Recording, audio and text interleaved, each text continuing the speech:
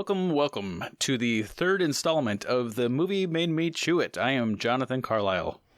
I am David Johnson, host of Movies I Masticate To, bringing you our third installment. Welcome. Yeah, well, you're going to have to hold off on that because this is definitely something I'm bringing to the table. This episode is all about, do I want to talk about the food? I think I want to talk about the movie first, because part of these episodes are about watching movies and being compelled to something, compelled to eat that food. That's what, yeah. Right, like the movie made me chew it. So to me, this was first on my list of, outside of UHF, what I wanted to do. So when I was a kid watching Star Wars Return of the Jedi, the third installment of the original trilogy, there's a moment when Princess Leia finds herself lost. What? OT! Original trilogy. When Princess Leia finds herself lost in the woods with no friends around, she encounters the first Ewok that she's probably ever seen, I'm guessing. At some point, she offers it, quote-unquote, something to eat. I do not believe in the movie they ever say what that is, but when I was a kid, I always just thought saltines. That was just my canon, my head canon. It basically got to the point where every time I watched Return of the Jedi, at least halfway through, I'd have to go get some saltines and start chowing down on them as I watched the movie. I can't say that that's something I've done every time, but that was definitely something that I was at least compelled to do. Well, that makes sense because that's one of the things that they served in theaters when this movie was released. But just for folks following along at home, by saltine, are you referring to soda crackers? I am referring to the actual brand name saltines, the Nabisco Premium Soda Cracker saltines. So, okay, let's get into this because do you have the food item in question with you? I do, right here. Let's open this package up. The sleeve, as they call it. So, but you have Nabisco.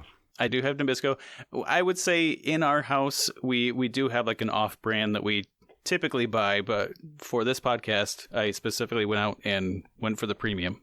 Well, I also have a package here that says Nabisco. Do we have the same thing? Because, ladies and gentlemen, following along at home, we did not confer ahead of time about that. We just said saltines. So my package says, I have a box here, says Nabisco Original. That's in cursive, ladies and gentlemen. Original is in cursive.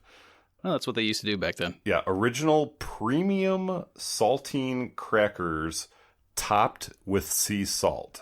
Whoa. I don't have the actual box in front of me, so I don't know if I have sea salt or not. You may be one step up on me. Well, I'm gonna take a sleeve out as well. Okay, so I want to start because I actually found some of the history on this interesting. We keep saying saltines. That is the name brand. So that was late 1800s.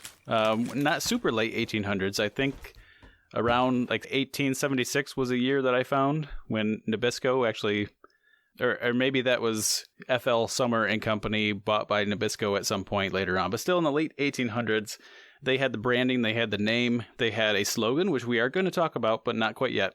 But the name Saltines was interesting because even though it was the brand, it was kind of like Kleenex, where Kleenex is the brand of tissue, but everyone just uses it as the name.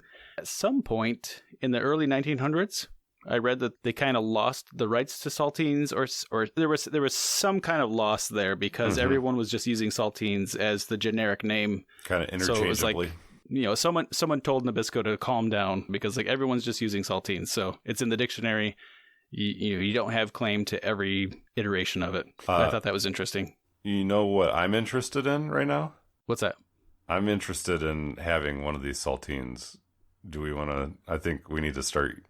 Are you? Would you join me? Let's compare crunch because that is part of the original recipe or part of the original appeal to these things, that they weren't soggy or anything. So I want to hear your crunch first. Okay. My crunch is probably not going to be as good as your crunch because these are full disclosure, these are way past their expiration date. All right, get worms here. Here goes.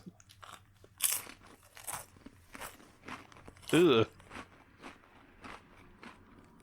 Now, was that like a full lip envelopment? Because that didn't sound very crunchy. Kind of sounded like you were muffling it with your mouth. Oh, should I just take a bite off of one? I got impatient. I just put the whole thing in my mouth. Hold on. Let me take a bite of one. Oh, I see. 1 second. I gotta swallow the first one. Okay, here we go. You don't have time for swallowing. No. Here we go. That was better. Okay, let's hear some crunch from the other side.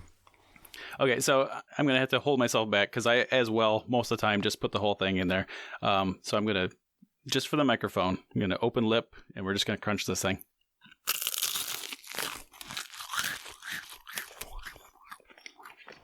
I like it. I think that's louder in my head than you're hearing it, but it's pretty loud.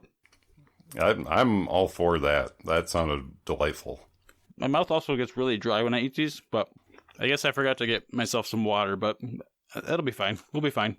Are we going to keep count? I do want to say that back. Keep count? Yeah. Oh, I never keep count. I just eat the whole sleeve at once. All right. How many is in a sleeve? 1, 1, 2, 3, 4, 5, 6, 7, 8, 9, 10.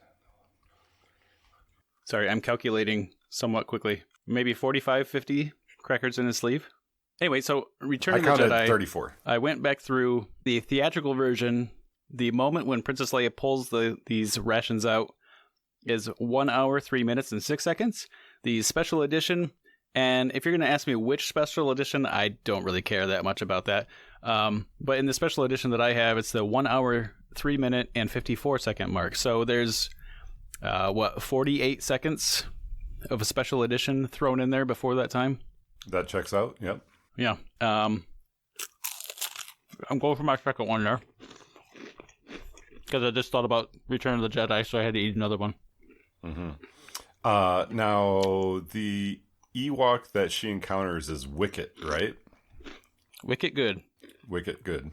So, fun facts about Wicket. My wife had a wonderful Karen Terrier. I'm sorry, you said Wicket. I got to eat another one. All right. I'll join you. Are you mad at me? This was number 3. I thought we weren't counting, though. I just didn't know we were doing a 1-for-1. Had a wonderful, I'm sorry, go ahead. Wonderful Karen Terrier named Wicket, who unfortunately passed away. But then when we got our house, we were looking at paint colors, and the store we were working with actually had a paint color that Mandy really liked a lot, and then saw that it was the name of the paint color was Wicket. So several walls. You said Wicket, sorry. Yep, yeah. Several walls in our house are painted that color, which doesn't look anything like Ewok. So there you go. It's painted like an Ewok, is that what you said? Yes. Many walls in our house look exactly like Ewoks. Apparently these are so crunchy that I can't actually hear everything you're saying. But I'm pretty sure you said Ewok, so I got to eat another one. Some people take these crackers, the history of them, all the way back to like maybe 1700s, but really it's more like early 1800s for the more direct relation to what they call like pilot bread, which was kind of similar to maybe what sailors might keep on the boats and just kind of like filling stuffer. That also made it more popular in the early 1900s with the Great Depression, because it was a cheap way to kind of just fill your food. You know, you just a hot bowl of water, just throw some crackers in it, or you know, where do you got some chicken broth or something like that? Put some crackers in it. Now, Jonathan, I got to stop you right yeah. there. I'm glad you brought this up, putting crackers in the broth or the soup. Mm-hmm. I think we would be remiss if we didn't discuss, you know, when you go, usually in restaurants, you get the 2-pack. Now, oh, yeah. Do you break up your saltines in the 2-pack and then open it and dump it in the bowl? Or do you dump it in the bowl and then break it up with your spoon? What are we talking about here? I'm a spoon breaker. Okay. Not that I break spoons, but I mean, you know, I break it with the spoon.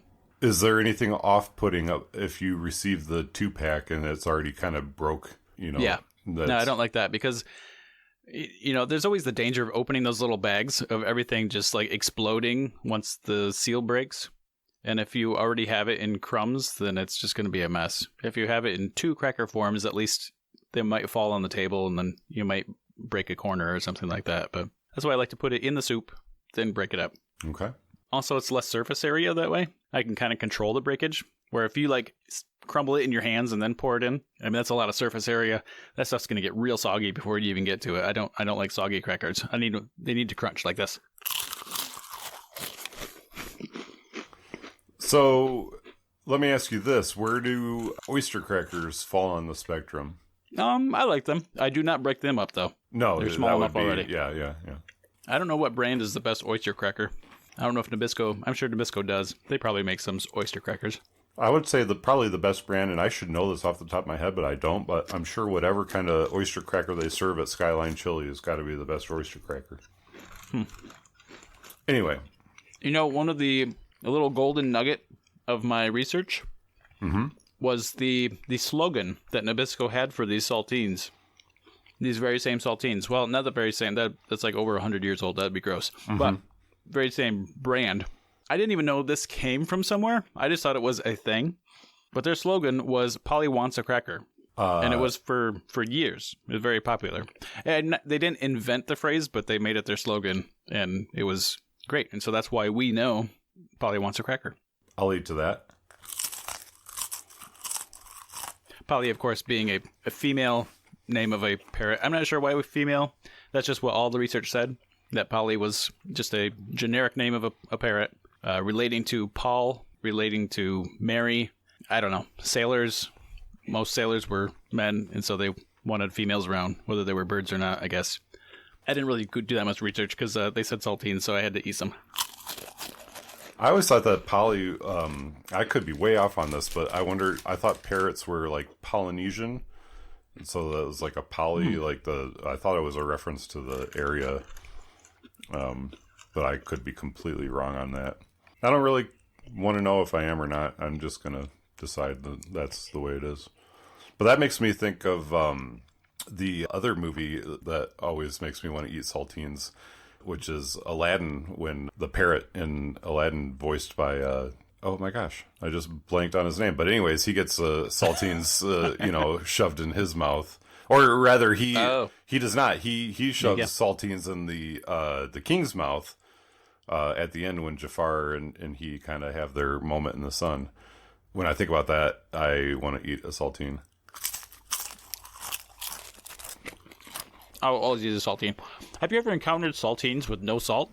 What's that about? I don't know that I have, or if I have, I think I've blocked it out. Yeah, you don't want to do that. No. It's in the name. Although technically the name is saltines because of the process of making them. It's not really because of the salt that's on top. But, when you're 8 years old, who cares about that? I was just sitting there watching Return of the Jedi and eating saltines. They could have made a nice commercial out of it, though. When he crunches it and sits down and become friends. Like, Nabisco. Then they both look at the camera and ding. I'm sure if that movie came out today, there would be some kind of a cracker tie-in for sure. It'd probably be Ewok-shaped. Oh man, now I really want Ewok-shaped saltine crackers. It's got to be an Ewok whose name rhymes with cracker. So it could be, like Stormtrooper Smacker Cracker. I don't know. I only know Wicket and who's the Long Gray? Is it one of them? Is that right? Well, there was Wicket, and he's played by Warwick Davis, but at some point, I think maybe the scene with Leia that we're talking about, our friend Kenny Baker that played R2-D2 was supposed to be Wicket, but he got sick or something. So then Warwick Davis filled in, and so Kenny Baker had to go do somebody else, like Uba or something. Poplu? I think that's what it was, Poplu. You're so good, but my mouth is getting really, really dry now. You just keep thinking of Ewoks. You keep eating these crackers. Yeah. Do you have any other cool tidbits or anything?